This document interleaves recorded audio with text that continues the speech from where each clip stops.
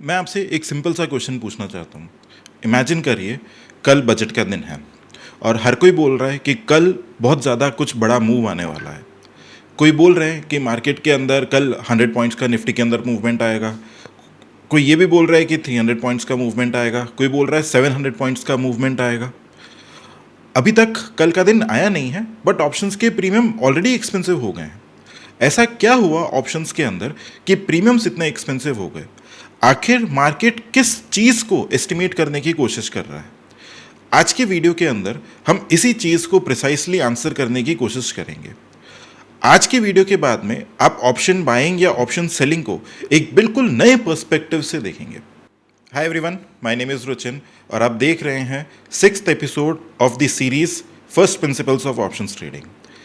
My objective is very simple. मैं finance और options को इतना ईजी लैंग्वेज में आप लोगों को समझाना चाहता हूँ कि कोई भी इंसान, चाहे उसका फाइनेंस का बैकग्राउंड हो या ना हो, बहुत ईजी वे में लॉजिकल तरीके से फाइनेंस और ऑप्शंस को समझ सके। इस चैनल पर हम स्ट्रैटेजीज या टिप्स से ज़्यादा किसी कॉन्सेप्ट के पीछे के लॉजिक को समझने की कोशिश करते हैं।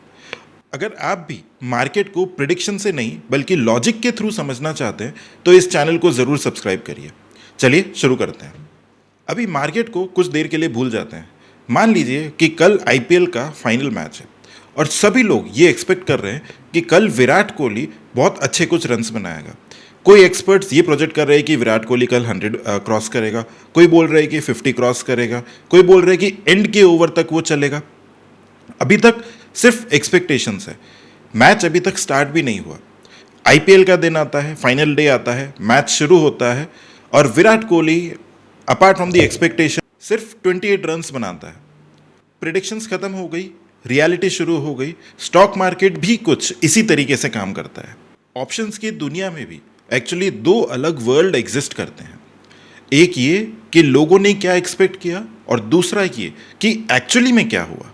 और इंटरेस्टिंग बात यह है कि ऑप्शंस की जो प्राइसिंग है वो इन दोनों वर्ल्ड के बीच के जो डिफरेंस है उसके ऊपर डिपेंड करती है। इसी डिफरेंस की वजह से कभी ऑप्शन बायर पैसा कमाता है, कभी ऑप्शन सेलर पैसा कमाता है। सबसे पहले बात करते हैं इम्प्लाइड वॉलेटिलिटी की। नाम ज़रा सा टेक्निकल लगता है बट एक्चुअली में बहुत सिंपल सा है। इम्प्लाइड वॉलेटिलिटी का मतलब है मार्केट फ्यूचर में कितना मूवमेंट एक्सपेक्ट कर रहा है। बस मूवमेंट, किसी तरीके का कोई गारंटी नहीं है। और ये एक्सपेक्टेशन ऑप्शंस प्रीमियम के अंदर छुपी हुई होती है, इसीलिए इसका नाम है इम्प्लाइड वॉलेटिलिटी। एक रियल एग्जाम्पल लेते हैं। कल यूनियन बजट है। अभी तक किसी तरीके का बजट कुछ अनाउंस नहीं हुआ है, बट ट्रेडर्स सारे के सारे अलर्ट हैं, इंस्टीट्यूशंस सारे के सारे अलर्ट हैं, न्यूज़ मीडिया के अंदर कंटिन्यूसली डिस्कशंस हो रहे हैं। सबको लग रहा है कि कल कुछ बड़ा हो सकता है। अभी तक मार्केट मूव नहीं हुआ बट ऑप्शंस के प्रीमियम ऑलरेडी बढ़ गए। ऐसा क्यों हुआ? क्योंकि मार्केट जो है वो मूवमेंट को प्राइस नहीं करता, मूवमेंट की एक्सपेक्टेशन को प्राइस करता है और इसी एक्सपेक्टेशन को हम बोलते हैं इम्प्लाइड वॉलेटिलिटी। अब बजट खत्म हो गया, पूरा का पूरा अनाउंस हो गया और मार्केट भी बंद हो गया है। अब हमें गेस करने की जरूरत नहीं है, अब हमें एग्जैक्टली पता है कि मार्केट कितना मूव हुआ। सपोज मार्केट बजट के दिन पे सिर्फ 150 पॉइंट्स मूव हुआ, ये एक्चुअल मूवमेंट है, इसीलिए हम इसे कहते हैं रियलाइज्ड वॉलेटिलिटी। सिंपल वर्ड्स में आईवी फ्यूचर का एक्सपेक्टेशन है और रियलाइज्ड वॉलेटिलिटी पास्ट की रियलिटी है। अब मान लीजिए मार्केट एक्सपेक्ट कर रहा था 200 पॉइंट्स का मूव, बट एक्चुअल में मूव हो जाता है 700 पॉइंट्स का। रियलिटी जो है वो एक्सपेक्टेशन से बहुत ज़्यादा निकली, तो ऑप्शन बायर को फायदा हो गया क्योंकि उसने अनसर्टेनिटी को उसकी एक्चुअल वैल्यू से काफ़ी कम प्राइस पर खरीद लिया। अब आ जाते हैं ऑपोजिट सिचुएशन पे।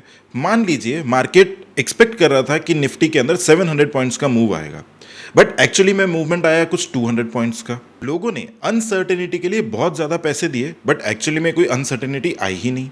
तो ये जो डिफरेंस है ये किसने कमा लिया?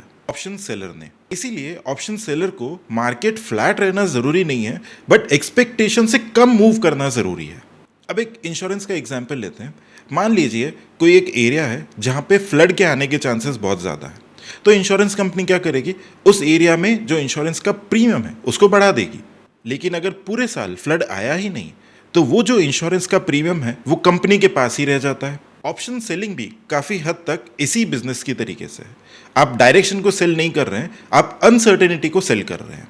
बिगिनर्स अक्सर ये चीज़ सोचते हैं कि अगर मार्केट ऊपर की तरफ जाता है तो कॉल बायर्स को प्रॉफिट होगा, जबकि ऐसा ज़रूरी नहीं है। हो सकता है कि मार्केट ऊपर गया हो बट इतना ऊपर नहीं गया जितना सब लोग एक्सपेक्ट कर रहे थे। किसी इवेंट के बाद में आईवी भी गिर गया, थीटा भी अपने तरीके से काम करता है, तो इसका रिजल्ट क्या हुआ? ऑप्शन बायर स्टिल लॉस किया even though the direction was correct. सिर्फ डायरेक्शन देखना ऑप्शंस में काफ़ी नहीं है। यहाँ एक बहुत ही इंपॉर्टेंट प्रिंसिपल आता है।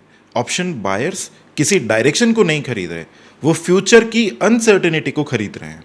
और ऑप्शन सेलर्स मूवमेंट को नहीं बेचते, वो फ्यूचर की अनसर्टेनिटी को बेचते हैं। ये सेंटेंस अगर आप समझ गए तो आप ऑप्शंस का आधा गेम समझ जाएंगे।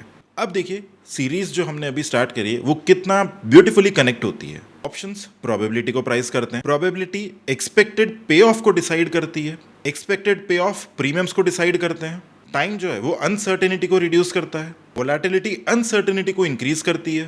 और आज हमने सीखा अनसर्टेनिटी भी दो तरीके की होती है, एक जो मार्केट एक्सपेक्ट कर रहा है और दूसरा जो एक्चुअल में हो रहा है। आज के एपिसोड का सबसे इंपॉर्टेंट टेक अवे सिर्फ एक लाइन का है। ऑप्शन बायर्स तब पैसा कमाता है जब रियलिटी मार्केट एक्सपेक्टेशन से ज़्यादा हो, और ऑप्शन सेलर तब पैसा कमाता है जब एक्सपेक्टेशन मार्केट रियलिटी से ज़्यादा हो। यही ऑप्शन बाइंग और ऑप्शन सेलिंग का एक्चुअल असली फाउंडेशन है। डायरेक्शन इंपॉर्टेंट है बट एक्सपेक्टेशन उससे भी कई ज़्यादा इंपॉर्टेंट है। आज हमने देखा कि ऑप्शंस सिर्फ डायरेक्शन का गेम नहीं है, ये रियलिटी और एक्सपेक्टेशन के ऊपर भी डिपेंड करता है। अगर आज का वीडियो आपको पसंद आता है तो इस वीडियो को लाइक ज़रूर करिए, चैनल को अपने दोस्तों के साथ में शेयर करिए, और अगर आप ऑप्शंस और फाइनेंस को फर्स्ट प्रिंसिपल से समझना चाहते हैं तो इस चैनल को सब्सक्राइब करना बिल्कुल मत भूलिए। लेकिन अभी एक इंटरेस्टिंग क्वेश्चन बचता है, अगर इम्प्लाइड वॉलेटिलिटी सिर्फ मार्केट की एक्सपेक्टेशन है तो ये एक्सपेक्टेशन चेंज कैसे होती है? किसी कंपनी का रिजल्ट, कोई आरबीआई का अनाउंसमेंट या फिर बजट या कोई ब्रेकिंग न्यूज़ मार्केट की एक्सपेक्टेशन को कुछ ही सेकंड में बिल्कुल बदल देती है। और सबसे इंपॉर्टेंट, क्या मार्केट्स ओपिनियंस को प्राइस करते हैं या फिर न्यूज़ इन्फॉर्मेशन को? इसी सवाल का जवाब हम नेक्स्ट एपिसोड, जो कि हमारा एपिसोड 7 होने वाला है, उसके अंदर करेंगे। मिलते हैं अगले वीडियो में।